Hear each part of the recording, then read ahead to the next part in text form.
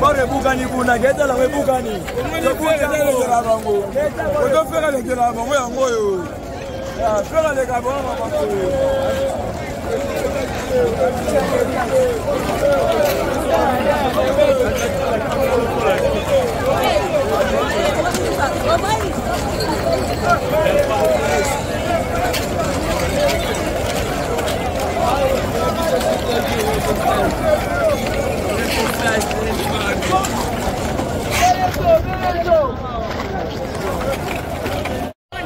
C'est le bonsoir. Ouais, bonsoir.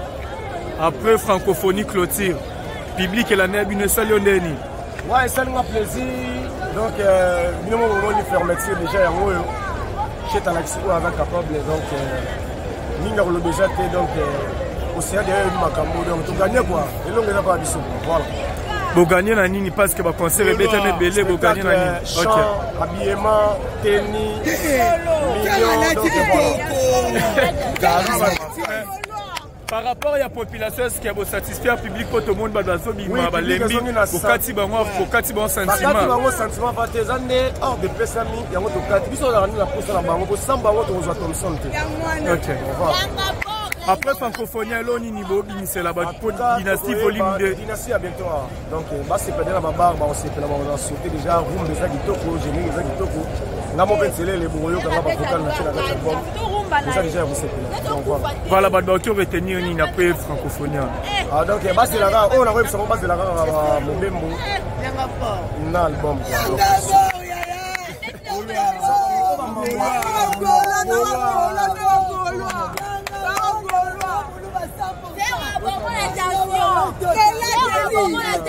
Abo manani.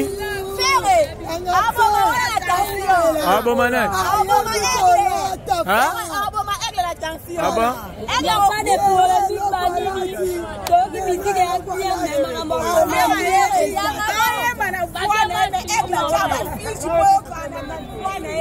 Achara nini?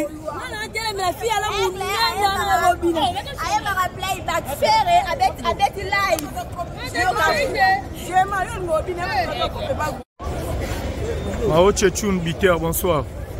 Ouais, bonsoir. Et puis là-bas, Gaulois, tout, on va se coacher, on va se landa, on va landa qui, nous les nègres, les kaki quoi. Nous, on moni, les rois des plains, les rois 24, Salim Makambo, et Salimati. Mais au la public Oyaki, le big a déjà fait rigolo, Bino Bagolo, mais ça n'a retourné, mais public au rendez-vous, les lots, notre détermination que nous a fait rigolo, la banane pour accompagner le stade de martyr, si on est parlé du peuple Salbino Nengen. Les lots Benza, Congo et Moni peut comprendre, les lots, il y a un leader qui a signé plein de distance. Le monde entier, à travers la francophonie. Le Kondia va plein, c'est fait rigolo, n'est pas de rien à dire. Nous mon bomoni, Martyr Tobetagi les 24 cartons. Les lots, ils sont moins bien que non, qui ça c'est ça qui vient chaud. Et ça vient de rien à dire, tout le monde a image, les rois des plains, c'est rigolo, rien à dire. Rien à dire malgré les temps ali muké bana ba yoka ba biloko wana ba ça si ba ko beka kan oche wana mama donc malgré les temps ali muké pour faire libérer ba bazonga tellement plein zalaki makasi pour libérer ba bazonga en beauté si na ba parler mais en tout cas coup de chapeau na vient na faire rigolo mon boss rien à dire. Voilà après francophonie ah ba base la nini na ngam na bino tchetche et puis pas no moro Mao Tchétchoun Biker. Ouais, après francophonie, ma production c'est belé, mais maman a ligambozan de dynastie volume 2. OK. Volume 2, quand la trotté à Wandega, boss Alobagi, il y a mixage, mastering, gonflage. Donc c'est que dans peu de temps, déjà, les Gaulois et les Gauloises auront leur album. Donc il y a ma casse, il y a un baillot qui est donc voilà. Voilà, merci beaucoup Mao Toti que l'autant parce que tout ça la boulot paiement. En tout cas, merci. Na pesi mbote pas fait na Tosha plus, na pesi mbote so pas fait na ngai Maf Mavinga garçon landais, Neves Nzundu garçon, ba mbote puis mère ba ma fanto Loriane Ndemba maman na Jaiden na Gareth. Top. Voilà. zongisa kotala